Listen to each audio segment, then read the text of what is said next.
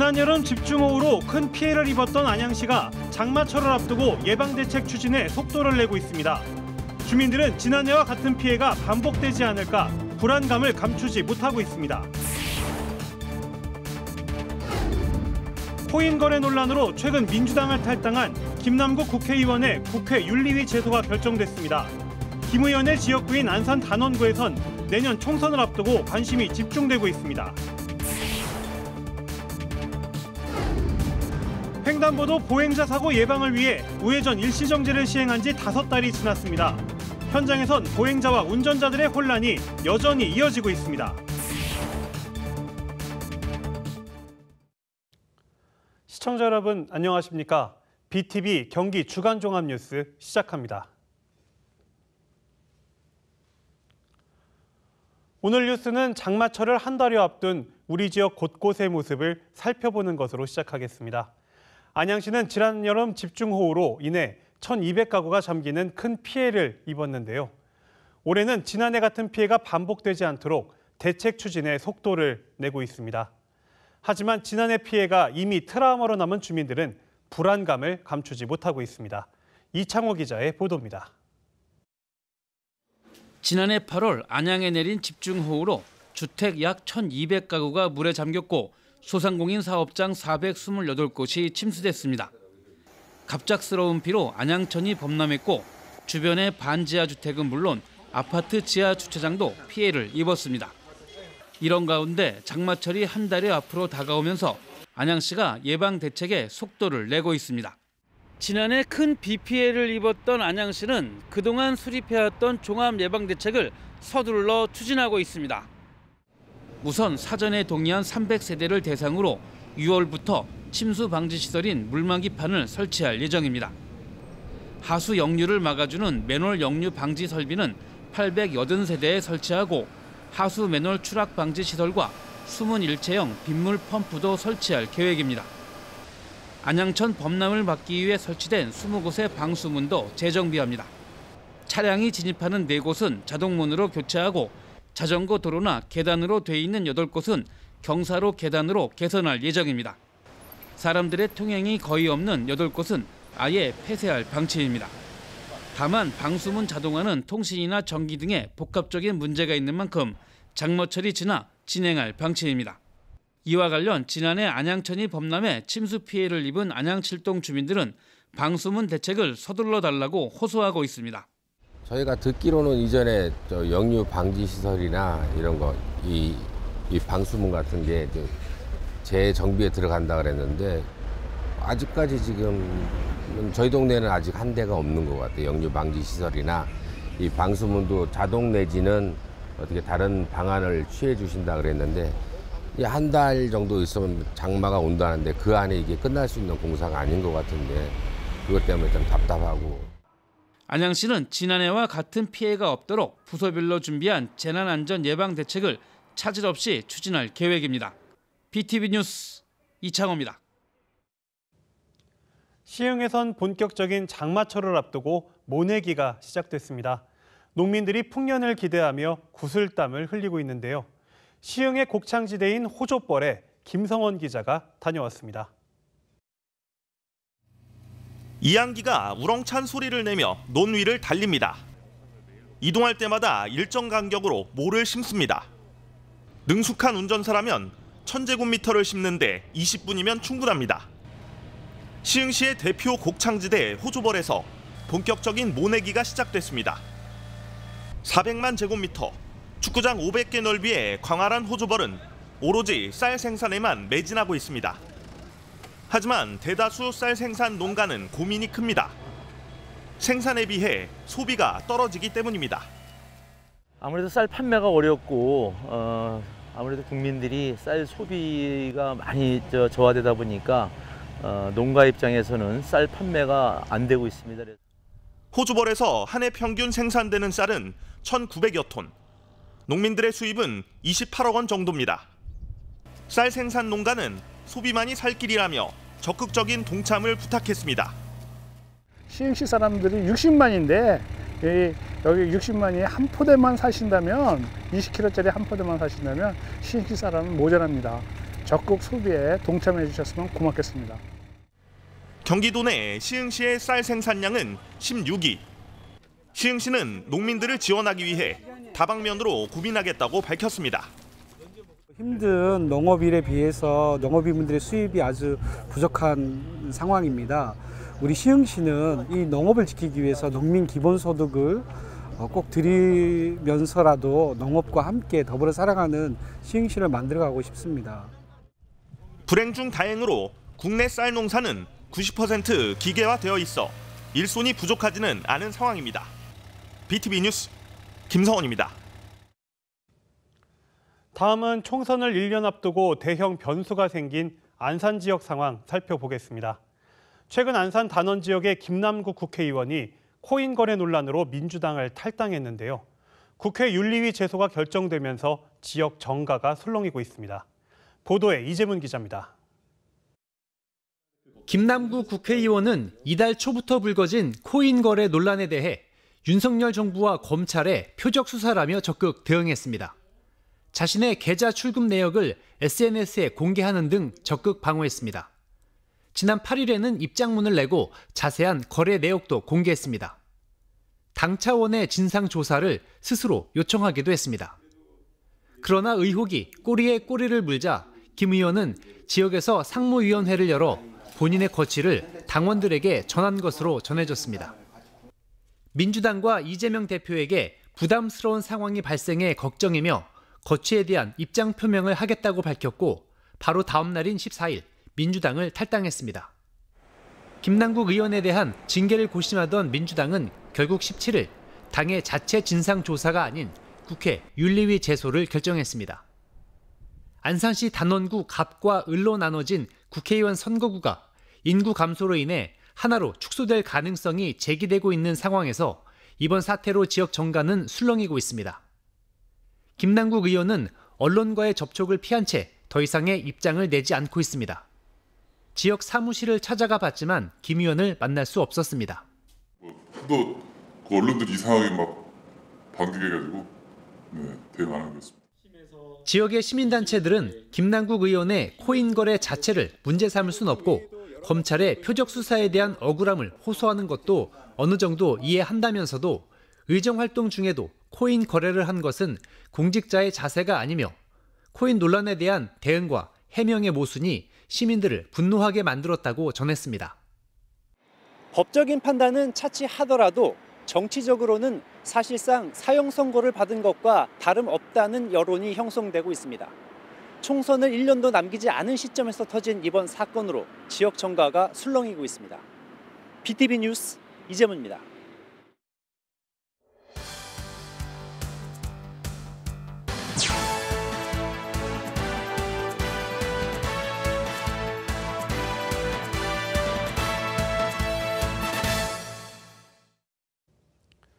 요즘 운전을 하다 우회전을 할 때면 고민하시는 분들 많을 겁니다. 올 초부터 우회전 규정이 바뀌면서 언제 멈춰야 하고 언제 가도 되는지가 헷갈리고 있는데요. 오늘 집중 취재에서 논란이 되고 있는 우회전 일시 정지에 대해 자세히 살펴보겠습니다. 먼저 혼란에 빠진 도로 상황과 정확한 규정은 무엇인지 이재호, 김효승 기자가 연속 보도합니다. 수원시 호매실동에 있는 좋은결군 추모공간. 꽃과 과자가 쌓여 있는 거리엔 지켜주지 못해 미안하다는 메모가 한가득 붙어 있습니다. 초등학교 2학년인 조군은 교차로에서 우회전을 하던 버스에 치여 지난 10일 목숨을 잃었습니다. 도로엔 우회전 신호등도 있었지만 버스 기사가 신호를 지키지 않아 안타까운 참사가 발생했습니다. 사고가 난 교차로에선 학부모들이 캠페인을 벌이고 있습니다. 다시는 비슷한 사고가 반복되지 않도록 우회전 신호를 반드시 준수하자는 겁니다. 우회전하기 전에 이제 바뀐 법규처럼 이제 먼저 일시 정지를 한 후에 아이들이 횡단보도를 건너는지도 살펴보고 신호도 지키자는 취지로 알리는 취지로 하고 있습니다. 신호가 있는 곳의 사정은 그나마 나은 편입니다. 우회전 신호가 없는 수원시 중동의 한 도로. 바뀐 규정에 따라 차량 신호가 빨간색일 땐 우회전을 하기 전 횡단보도 앞에 반드시 정지해야 하지만 이를 지키는 차량은 단 한 대도 없습니다. 대부분의 사람들이 잘 안 지키는 사람이 많이 있더라고요, 보니까요. 저부터라도 지금부터라도 더 조심해서 운전해야 될 것 같아요. 운전자들이 우회전 규정을 위반하는 이유는 주로 몰라서였습니다. 우회전 규정을 잘 알고 있냐는 질문에 제각각의 답변이 돌아옵니다. 보행자 녹색 불일 때는 차량이 무조건 정지하고 그 보행자 녹색 불이 빨간불 바뀌면 그때 운행해서 가는 거에 사람이 다 완벽하게 건넜을 때 더 한번 좌우로 살펴서 사람이 안 건너간다는 판단이 들었을 때 규정은 알고 있지만 지키기가 어렵다는 운전자들도 많았습니다. 특히 정체가 심한 출퇴근길엔 횡단보도 앞에서 일일이 정지하기가 쉽지 않다고 호소했습니다. 퇴근길 같은 경우면은 이제 지키는 사람은 지키니까는 그것 때문에 일단 교통체증이 굉장히 많이 심해졌고 같이 지키면 좋은데 아니면 자기가 급하면 자기가 먼저 가든가 그런데 계속 빵빵거리니까 그거 좀 스트레스 받던데. 제도 시행 전 준비가 미흡했다는 지적도 나왔습니다. 제대로 된 신호체계도 갖춰놓지 않고 운전자들에게 알아서 지키라는 식이다 보니 혼란이 가중되고 있다는 겁니다. 신호도 없고 아예 그런 신호 같은 걸 만들거나 하면 좀 제대로 된 걸 만들어놔야 지킬 사람도 지키고 그러지 않을까 싶은데요. 아무래도 그 예전부터는 우회전은 그냥 바로 가는 걸로 돼 있기 때문에 그런 게 좀 방송에 좀 많이 나왔으면 좋겠어요. 네, 많이 알리고. 바뀐 우회전 일시정지 규정으로 인해 도로는 심각한 혼란에 빠져 있습니다. 이렇다 보니 규정이 바뀌고 우회전 교통사고는 오히려 늘어났다고 하는데요. 보행자를 보호하기 위한 우회전 일시정지 규정, 이어서 김효승 기자가 정확히 짚어드립니다. 선생님 우회전 하실 때 적색 신호에 일시정지 위반하셨어요.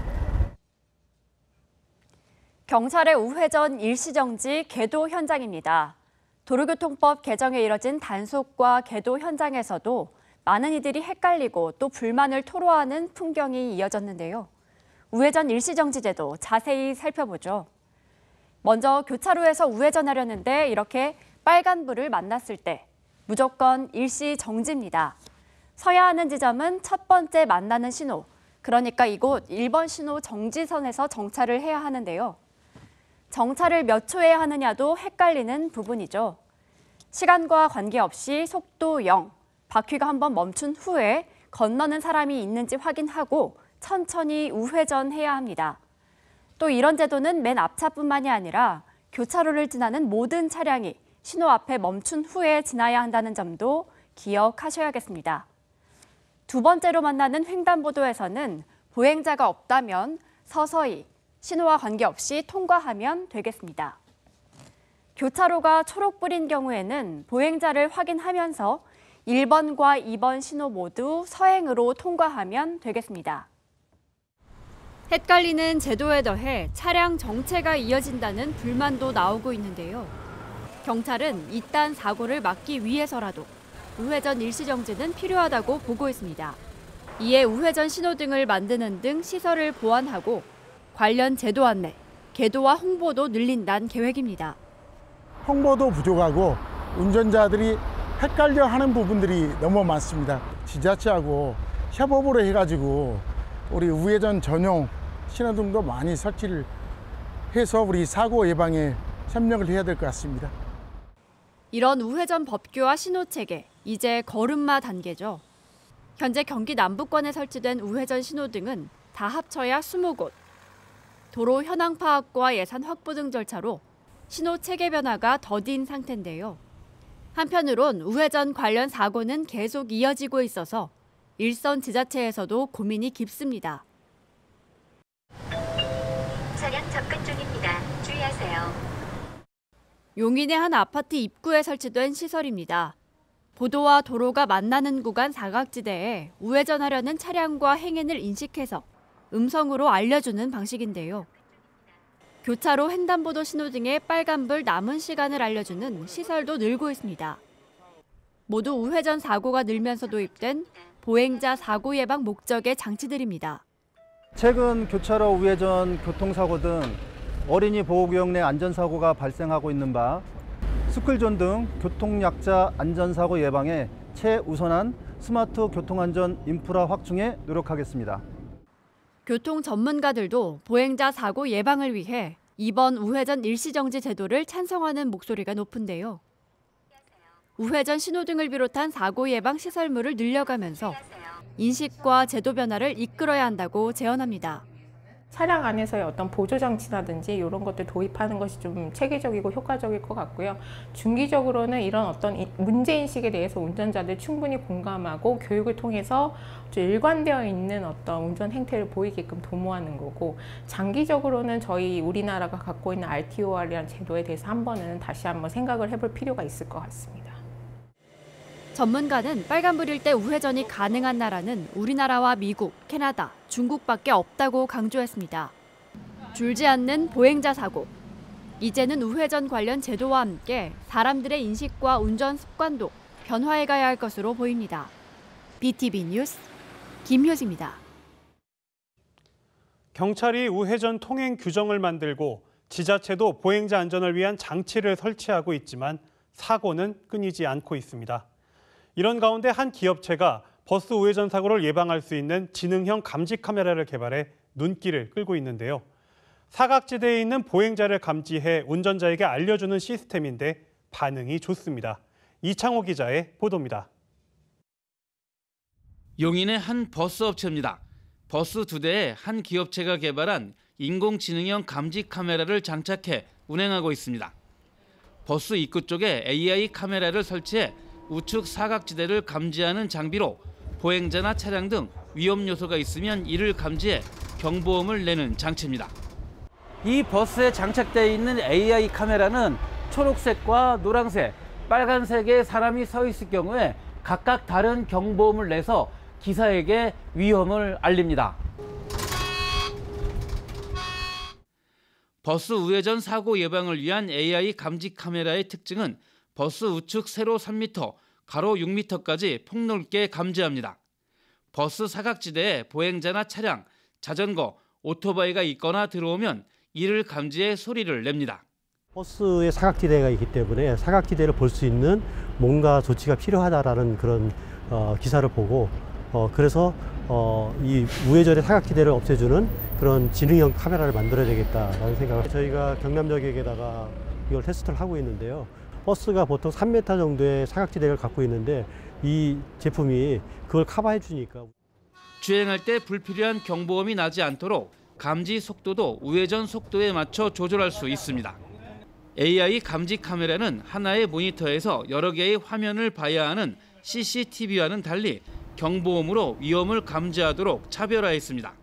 기존 CCTV는 그 전체 차 앞, 후방 다 설치되어 있지만 화면으로 6개, 7개를 다 보기에는 상당히 어려운 상황이고 기사 입장에서 그리고 경보를 울리지 않는 상황이기 때문에 매번 사람이 있는 것 같다가 눈으로 확인한다는, 육안으로 확인한다는 것과 상당히 애로사항이 있다고 판단이 됩니다.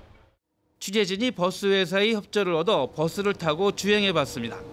버스가 우회전할 때 보행자를 인식한 AI 감지 카메라가 즉시 경보음을 내고 사람이 있음을 알렸습니다.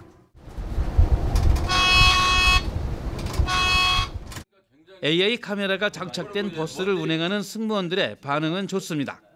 전에는 우회전할 때 저기 칸막이 이렇게 막혀가지고 잘 시야가 안 보였었는데 이걸 이제 달고 나니까 저 옆에 사람이 지나가면 삑삑 소리가 나니까 우회전할 때 저기 사람이 있을 때 또 삑 소리가 나니까 또 정지하고 굉장히 많이 운행하는데 도움이 많이 됩니다. 이 업체는 개발한 AI 감지 카메라를 특허 출원한 상태입니다.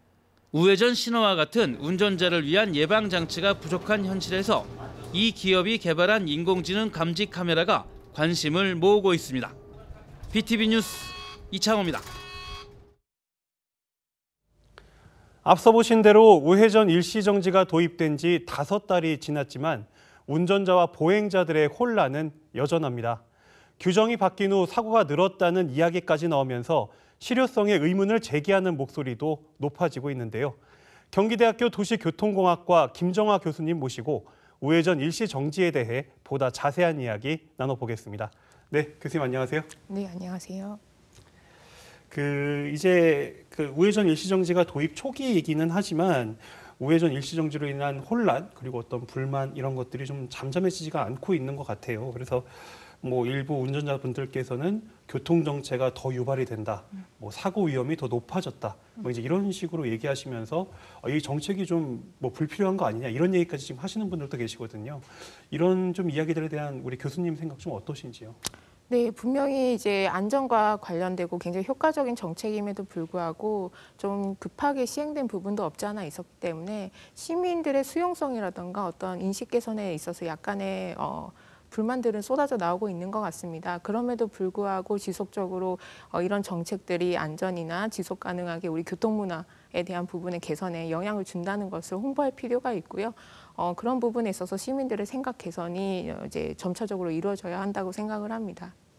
그러니까 뭐 좀 지금 현재 불편한 부분이 있지만 꼭 필요한 정책이다 이제 이 말씀이신 거죠? 예, 맞습니다. 이제 불편하긴 하지만 이 부분이 굉장히 필요하다. 어떤 사회적인 부분에서 분명히 개선할 여지가 있다, 개선하는 데 효과가 있다는 것들을 충분히 숙지할 수 있게끔 조금 더 지속적으로 홍보하고 강화할 필요가 있다는 말씀이었습니다. 네. 우회전 이제 일시정지를 하는 이유는 횡단보도를 건너는 보행자들을 좀 보호하기 위한 이제 그런 정책인 걸로 제가 알고 있는데요. 실제로 이제 이 우회전 일시정지를 시행을 했을 때 사고 예방 효과가 크다, 뭐 이런 자료 같은 게 있을까요? 네, 작년에 이제 법 개정하고 7월달 한 달 동안 이제 경찰청에서 보도한 자료에 의하면은 거의 한 이제 반 정도의 어떤 사망자 수가 줄었다라고 한 적도 있는데요. 전체적으로 이제 해외 사례를 봐더라도 이제 우회전할 때 일시정지를 해서 보행자의 접근 유무나 자전거의 접근 유무를 확인했을 때 사고율이나 사망자 수가 크게 감소한 어떤 레포트들이 보고되고 있습니다. 네, 뭐 좀 더 뭐 구체적인 어떤 뭐 어느 나라의 뭐 이런 사례들도 좀 얘기해 줄 수 있을까요? 네, 이제 캐나다에서는 이제 전방에 이제 빨간불이 있을 때 우회전을 전반적으로 금지를 하고 있는데 이 부분에 대해서 기존에는 허용했다가 금지하기까지 어떤 연구 결과를 이제 지속적으로 이제 진행을 하고 있는 상황이고요. 미국 같은 경우도 60, 70년대 이제 전방에 빨간불에 있을 때 우회전을 이제 금지했다가 80년대에 다시 이제 허용한 사례가 있습니다. 그때 자전거에 대한 사고율이 100% 정도 증가하고 보행자에 대한 사고는 한 60% 정도 증가했다는 데이터가 보고된 바 있습니다. 그러니까 미국 같은 경우는 보행자 일시정지를 시행을 했다가 다시 이제 하지 않았는데 그렇게 하고 나니까 뭐 자전거 사고, 보행자 사고가 이제 많이 폭발적으로 좀 늘어났다고 볼 수 있었던 거네요. 네, 미국 또한 이제 자동차 문화 중심이다 보니까 자동차 중심의 문화다 보니까 그런 어떤 시민들의 불만에 대해서 정책을 이제 한 번 더 바꾼 사례가 되겠는데요. 그렇게 다시 바꾸고 나니 이제 교통사고가 이제 급격히 증가하는 어떤 데이터들이 나오고 있는 상황이죠. 우리나라 또한 이제 이 지금 일시적으로는 이제 불만도 쏟아져 나오고 어떤 교통사고가 오히려 증가했다 이런 목소리도 나오고 있지만 장기적으로 봤을 때는 어떤 보행자의 안전에 있어서 충분히 효과적인 정책이라고 생각합니다. 네, 그러니까 교수님 말씀 들어보면 이 우회전 일시정지는 사고를 줄일 수 있는 좀 어떤 확실한 그런 정책이다라고 이제 볼 수가 있을 것 같은데 지금 최근에 뭐 일부 언론에서 나온 보도나 이런 걸 보면은 우회전 일시정지를 시행한 이후에 오히려 사고가 늘었다. 뭐 이제 이런 기사들도 나온 적이 있거든요. 좀 이런 이야기들이 나온 이유는 좀 왜일까요? 저도 그 기사를 본 적이 있는데 이제 올해 1월부터 3월달까지의 어떤 사고율과 사망자 수를 비교한 통계치라고 생각을 합니다. 근데 작년과 비교해서 우리가 또 한번 고려해 봐야 될 부분이 코로나에 대한 부분에서 좀 통행량이 전반적으로 증가했기 때문에 교차로의 통행량이라든가 보행자 수의 증가 대비 얼만큼 사망자 수가 증가했고 교통사고가 증가했는지에 대한 부분을 조금 더 검토할 필요가 있고요. 단기간의 데이터보다는 이 정책을 시행한 지 얼마 되지 않았기 때문에 좀 지속적으로 보고 사고율이라든지 사망자 수에 대한 모니터링이 필요하다고 생각을 합니다. 그러니까 교수님 말씀 들어보니까 그럴 것 같은 게 지금 우리가 이제 한 3년 동안 코로나 때문에 외출도 하지 않고 이제 야외 활동을 잘 하지 않았다가 지금 이제 올 초에 마스크도 이제 좀 해제가 되고 하면서 사람들이 그 외부 활동을 더 많이 했을 거란 말이죠. 그래서 네. 이제 그런 것들의 영향이나 이런 것들이 좀 고려되지 않은 그 데이터일 수 있다. 이제 이런 말씀이시겠네요. 네, 이제 통계적으로 그런 부분에서 오류가 충분히 있을 수 있는 보고일 수도 있다는 생각이 들었고요.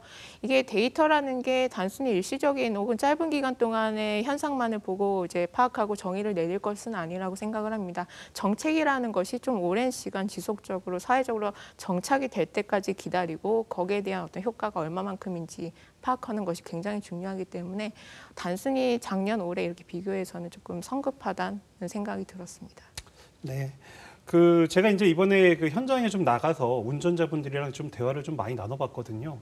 우회전 일시정지를 해야 된다라는 거에 공감들은 많이 하시는데 좀 가장 힘들 때가 언제냐면 뭐 출근길, 그러니까 정체가 굉장히 심한데 이 정체가 심한 상황에 횡단보도 근처에 뭐 버스 정류장이나 이런 게 있을 때 그러면 버스들이 또 이제 길게 줄이 늘어서 있잖아요. 네. 거기에서 기다리고 있고 또 이제 우회전 일시정지까지 지켜야 되고 뭐 이제 이런 상황들이 이제 발생을 하다 보면 그 우회전을 하는 데만도 막 15분씩 걸린다, 20분씩 걸린다 이런 얘기도 하시더라고요. 그래서 이렇게 기다리다 보면은 우회전을 하게 될 때 그냥 일시정지 안 하고 지나가게 된다 이런 얘기를 좀 많이 하셔요. 그래서 이런 부분에는 어떤 구조적인 개선 같은 것도 좀 필요하지 않을까요? 네, 일단 먼저 우리나라의 어떤 교차로의 특징에 대해서 이제 한번 이야기를 해야 될 것 같은데요. 우리나라에서는 이제 차가 막힌다고 하면 일단 도로의 확장을 우선적으로 고려했던 부분들이 있었고 이에 따라서 교차로가 굉장히 다른 국가들에 비해 넓은 편입니다.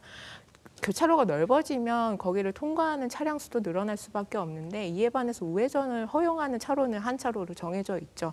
그러다 보니까 우회전하는 교통량은 늘는데 거기에 대해서 어떤 용량이나 차로가 더 이상 늘지 않고 또 교차로가 넓은데 좌회전 신호의 주기가 길어지면서 대기하는 시간이 늘 수밖에 없는 구조적인 부분이 있고요. 여기에 교차로 인근에 버스 정류장이 있다면 버스에 승하차하는 데 지속되는 걸리는 시간 때문에 오히려 우회전하는 차량이 거기에 방해를 받을 수밖에 없는 구조적인 부분이 있습니다. 따라서 교차로에 있어서 자동차 통행량이 많은 교차로인 경우에는 버스 정류장의 위치 조정이 조금 필요한 부분에서 우리가 검토를 해볼 수 있을 것 같고 경우에 따라서는 자동차 중심이라고 한다면 그런 교차로에 대해서는 우회전 전용 신호도 우리가 한번은 검토해 볼 부분이라고 생각을 합니다. 네, 그러니까 지금 방금 교수님께서 말씀하신 것처럼 그런 어떤 그 기반 시설이나 뭐 좀 어떤 구조적인 개선 이런 것들이 너무 이제 되지가 않고 정책부터 시행된 게 아니냐라는 좀 불만들도 있으시더라고요. 네. 네. 그래서 시간이 좀 뭐라고 할까요? 정책을 갑자기 바꾸는 데 있어서는 충분히 사회적으로 수용이 되어야 하고 어떤 공감대가 형성이 되어야 그 효과가 발휘된다고 보고 있는데 그러한 부분에서 아직은 초기 단계이고 그렇다고 지금 불만이 쏟아져 나오고 있다고 해서 그만둘 것은 아니고 여기에 대해서 단계적으로 우리가 조금 나아가야 될 방향을 한 번은 더 심도 있게 고민을 해봐야 될 것 같습니다. 네. 뭐 이제 방금 말씀하신 것처럼 이 정책을 뭐 그만둘 수는 없는 거잖아요. 이제 빠르게 정착할 수 있게 하는 게 이제 중요할 것 같은데요. 그 정착을 위한 좀 뭐 정책적인 지원 이런 것들 좀 어떤 것들이 필요할까요? 네, 일단 단기적으로는 일단 우회전의 일시정지에 대한 부분의 어떤 실효성을 더 높이기 위해서 단속의 강화는 우리가 조금 살펴봐야 될 부분이라고 생각을 하고 여기에 인력이 좀 부족하다고 한다면 교통 단속 카메라 등과 같은 부분 장비의 어떤 도움을 좀 받을 수 있을 것이라고 생각을 합니다. 또 중기적으로는 이제 우리 대형 차량이 우회전할 때 사고들이 보통 많이 발생을 하는데요.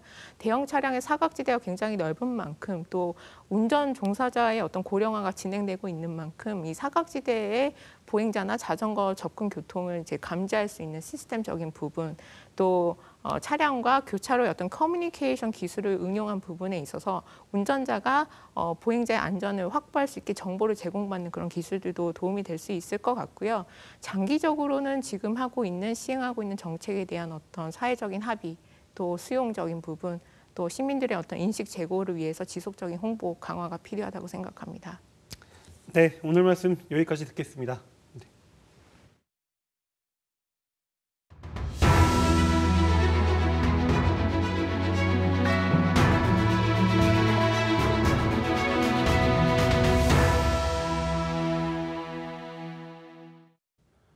화성 동탄에서 시작된 경기 지역 깡통주택 문제가 빠르게 확산되고 있는 것으로 나타났습니다.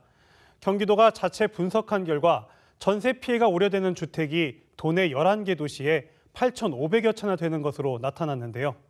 올 들어 도내 아파트 매매가는 평균 7%, 전세는 10% 이상 하락한 것으로 집계됐습니다.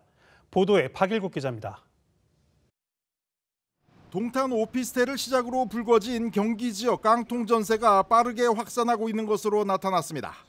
수원의 오피스텔 밀집 지역은 물론이고 주요 역세권의 오피스텔과 다세대 주택을 중심으로 전세 피해가 우려되는 집이 줄잡아 7천여 채에 달하는 것으로 조사됐습니다. 경기도가 5채 이상 소유한 다주택자의 보유 부동산을 자체 분석한 결과 전세가율이 80%에 달해 고위험군으로 분류되는 주택은 8,500여 채라고 밝혔습니다. 지역별로는 화성시가 2,400여 채로 가장 많고 수원과 고양도 2,000채에 육박하고 있습니다. 다음은 도농복합시인 평택과 안성 지역으로 전세 피해가 우려되는 주택이 용인보다 많은 것으로 나타나 주의가 필요한 것으로 조사됐습니다. 매매가와 전세가가 같아서 이미 역전세 상태에 있는 주택도 역시 화성시가 1,400여 채로 가장 많았고 다음은 수원, 부천, 용인 순으로 조사됐습니다. 경기도는 역전세 상황이 전면적으로 확산할 수 있다고 보고 중앙정부에 대책을 요구하고 있습니다. 세금이 하향되는 이 시기에 그를 상환해 주지 못하면 부도와 모두가 피해자가 돼버리는, 그리고 이것이 전면적으로 확대될 때 사회적인 큰 어려움이 되는 상황이기 때문에 한국부동산원에 따르면 올해 들어 경기 지역 전세 가격은 평균 0.8% 하락해 서울, 인천보다 심각한 것으로 나타났습니다. 아파트는 하락폭이 더 커서 평균 11% 하락을 기록해 오피스텔과 다세대에 이어 아파트까지 깡통 전세가 우려되는 상황입니다. 부동산원은 4월 들어 안산 단원구와 군포시 외곽 지역의 하락폭이 컸고 신축보다는 구축 위주로 낙폭을 키우고 있다고 설명했습니다. BTV 뉴스 박일국입니다. 지난 3월 용인 남사와 이동읍 일대는 국가 반도체 산단 부지로 선정됐습니다. 대규모 산업단지 조성 소식에 지역 주민과 인근 기업들은 환영하고 있는데요. 하지만 한편으론 교통난을 우려하는 목소리도 나오고 있습니다. 산단 예정지로 이어지는 도로는 이미 심각한 교통체증을 겪고 있습니다. 김효승 기자가 취재했습니다. 주택과 기업 사이로 난 도로에 차들이 끝없이 이어집니다. 출퇴근 시간 심각한 정체를 빚는 왕복 2차선 도로. 화성 동탄과 용인 남사읍을 잇는 국지도 82호선 일대 주민들은 날마다 교통 전쟁을 치르고 있습니다. 이 도로를 이용할 수밖에 없어요. 그럼에도 불구하고 너무 꽉 밀리는 상태이기 때문에 옴짝달싹 못하는, 실질적으로도 한 25년이 넘어요. 늘 관계부처에 건의를 했었고 확장 좀 해달라고 그랬는데 주변 기업들도 교통난에 어려움을 겪는 건 마찬가지. 낮 동안에도 차량 행렬이 끊이지 않는 데다 덤프트럭을 비롯한 큰 차들이 도로를 메우고 있어서 사업에도 영향을 받는다는 입장입니다. 돌이 날리고 하는 경우도 있고 또 긴급차가 필요할 때는 뭐 어디로 뭐 좌우로 빠질 데가 없습니다. 예. 그러니까 급한 이제 수출 물량이라든지 이런 것을 이제 납품을 해야 하는 시기에는 한낮에 여기를 빠져나가는데 거의 가는 시간에 흡사하게 시간을 많이 소비가 되죠, 여기서. 예. 당초 이 일대는 지난 2016년 정부 계획에 포함돼 도로 확장이 예정돼 있었습니다. 하지만 후순위로 밀리면서 여전히 공사를 하지 못하고 있는 데다 아예 타당성 재조사에 들어간 상태입니다. 문제는 최근 이 도로 끝자락이 반도체 국가 산업단지로 지정되며 지가가 계속 오르고 있다는 겁니다. 국가 산단을 조성하려면 이 도로를 주요 공사로로 써야 하는데 타당성, 다시 말해 경제성을 갖추지 못하면 도로 확장이 오히려 무산될 수도 있는 상황입니다. 이에 용인시는 자구책으로 일부 구간은 기업이 개설하도록 하는 등 경제성을 확보하는 한편 정부와 도로 필요성에 대해 논의를 이어간다는 계획입니다.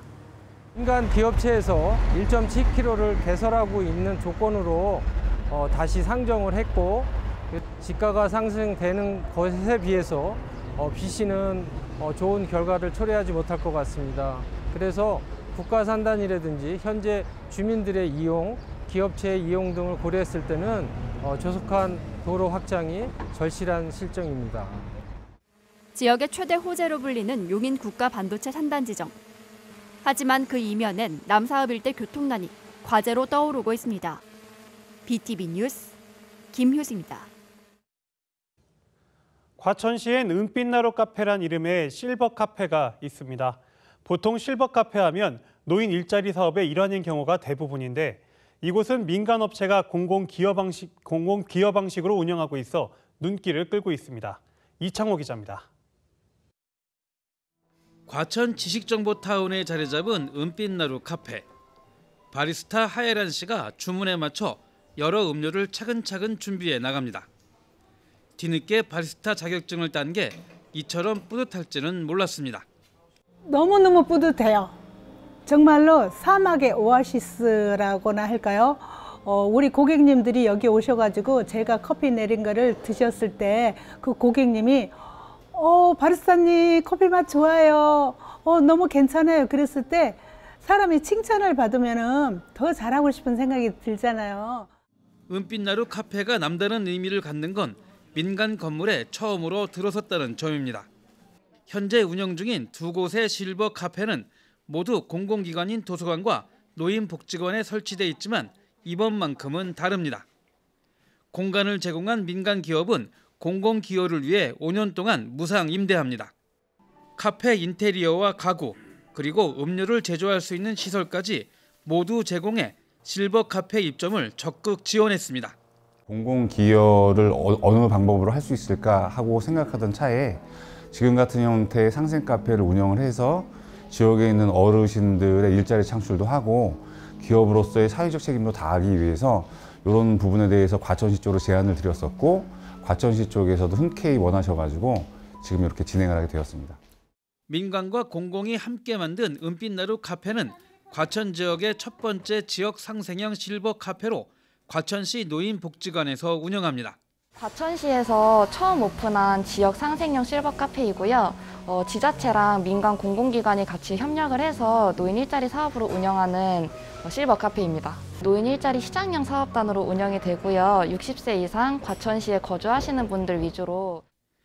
새로 문을 연 은빛나루 카페에서는 13명의 노인들이 근무하게 되며 수익금은 인건비와 카페 운영비로 사용됩니다.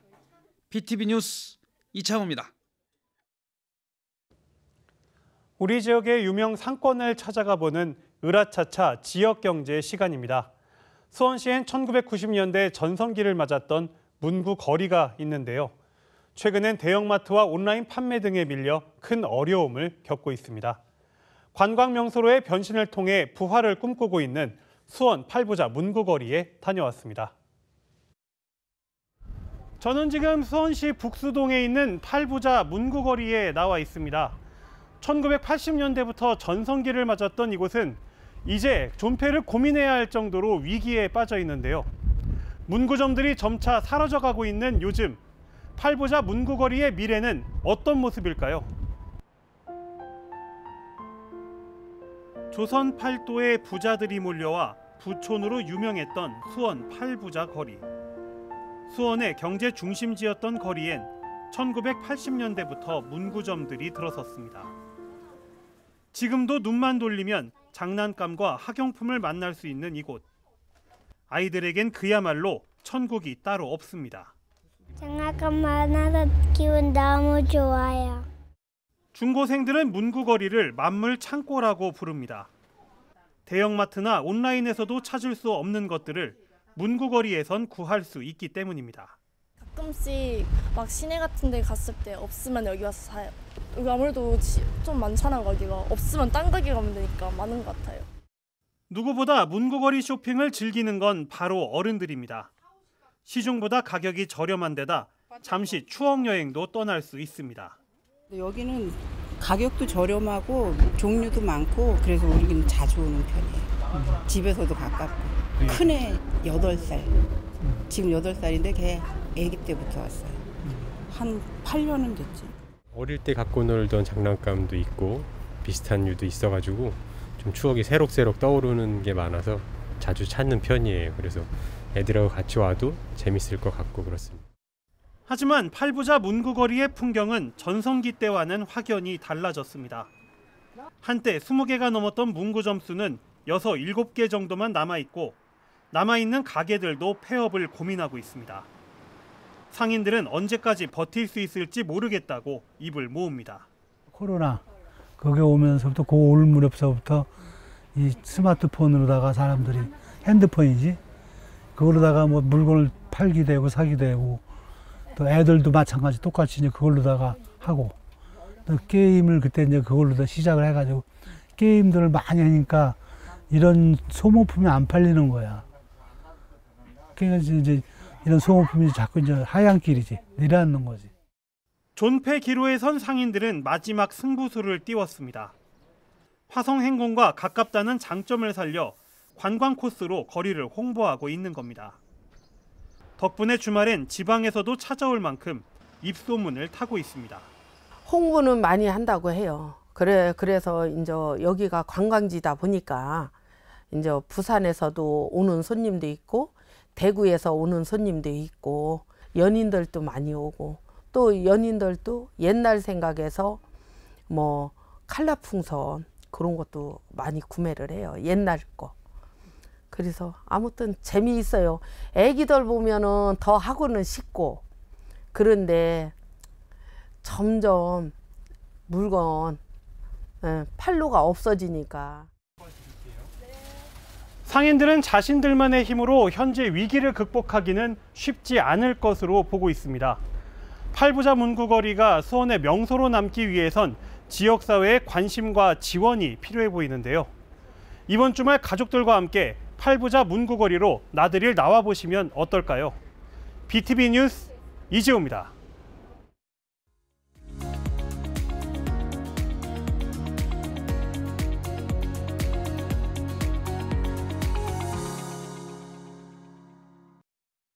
끝내는 119초 안전교육. 오늘은 안전벨트의 중요성과 올바른 착용 방법에 대해 알아보려 해요.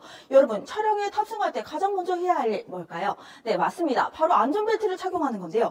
그런데 곰돌이 밀수는 안전벨트를 착용하고 있지 않네요. 자, 이 상태에서 차량이 전복되면 어떻게 되는지 보실까요?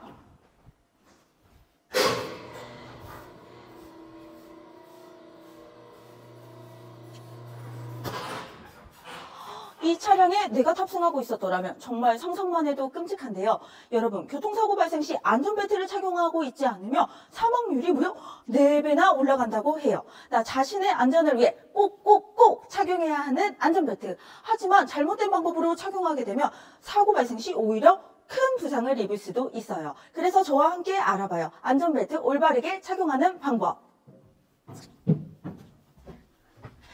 차량에 탑승하면 등받이를 먼저 확인해 주셔야 해요. 등받이가 비스듬한 상태에서 교통사고가 발생하게 된다면 목부상 발생률이 무려 50배나 높아진다고 하네요. 자, 등받이는 똑바로 세워두시고요. 그 다음 해야 할 일.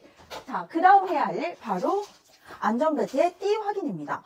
어깨띠와 골반띠의 위치를 확인할 건데요. 어깨띠 먼저 볼까요? 어깨띠는 어깨를 지나 가슴을 고정해 주시면 되고요. 이 어깨띠가 목에 닿거나 얼굴에 닿거나 어깨띠 밑으로 팔이 들어가거나 등 뒤로 착용하시면 절대 안 됩니다. 자, 어깨띠의 위치를 확인했다면 그 다음 확인해야 할 일, 바로 골반띠의 위치입니다. 골반띠는요, 절대 복부에 닿으면 안 되는데요. 그 이유, 갑자기 사고가 발생한다면 복부에 압력이 가해져 내부 장기가 파열될 수도 있어요. 골반띠는 꼭 골반을 덮어주시면 돼요. 이렇게 어깨띠와 골반띠를 확인했다면 그 다음 버클은 딸깍 하고 결합하면 안전하게 안전벨트 착용하는 법 끝! 그럼 안녕! 안녕하십니까. 경기도 소방재난본부의 김순영입니다. 여러분은 안전띠의 교체 주기를 알고 계십니까? 안전띠는 영구적으로 사용할 수 있는 부품이 아닙니다. 사고 없이 사용했더라도 4에서 5년마다 점검 후 교체해야 하며 안전띠 버클을 결합할 때 딸깍 소리가 나지 않는다면 즉시 점검해야 합니다. 최근 온라인상에서는 경고음 차단 클립이나 안전띠를 느슨하게 해주는 클립 등을 판매하는 곳이 많습니다. 사소한 편의보단 탑승객의 안전이 우선인 만큼 해당 제품은 절대 사용하시면 안 되겠습니다. 우리나라에서는 2018년 9월 28일부터 전자석 안전띠 착용을 의무화하고 있습니다. 운전자가 안전띠 미착용 시 3만 원의 범칙금이 부과되며 동승자 미착용은 과태료 대상으로 13세 미만인 경우 6만 원, 13세 이상인 경우 3만 원의 과태료가 운전자에게 부과되고 있습니다. 안전띠를 매지 않았을 때 결과는 생각보다 혹독한데요. 2013년 한 고속도로 흰색 차량 한 대가 급하게 핸들을 돌리다 차량이 뒤집혔고 몇 차례나 구른 후 멈춰섰습니다. 이 사고로 앞좌석의 탑승자 2명은 목숨을 건졌지만 뒷좌석에 탑승했던 2명은 결국 숨지고 말았습니다. 뒷좌석에 안전띠를 매지 않았기 때문입니다. 한국교통안전공단 2021년 통계에 따르면 앞좌석 안전띠 착용률은 84.8%로 비교적 높은 수치를 보였지만 뒷좌석 착용률은 32.4%에 불과했습니다. 안전띠 착용 여부에 따라 사고 시 생사가 결정될 수 있기 때문에 전좌석 안전띠 착용을 위해서는 스스로 안전띠의 중요성을 깨닫고 습관화해야겠습니다. 안전띠 착용은 우리 모두의 안전과 생명을 지켜주는 만큼 선택이 아닌 의무라는 사실 꼭 기억해 주세요. 저는 다음 시간에 다시 찾아뵙겠습니다. 감사합니다. 이상으로 BTV 경기 주간 종합 뉴스를 마칩니다. 편안한 주말 보내시기 바랍니다.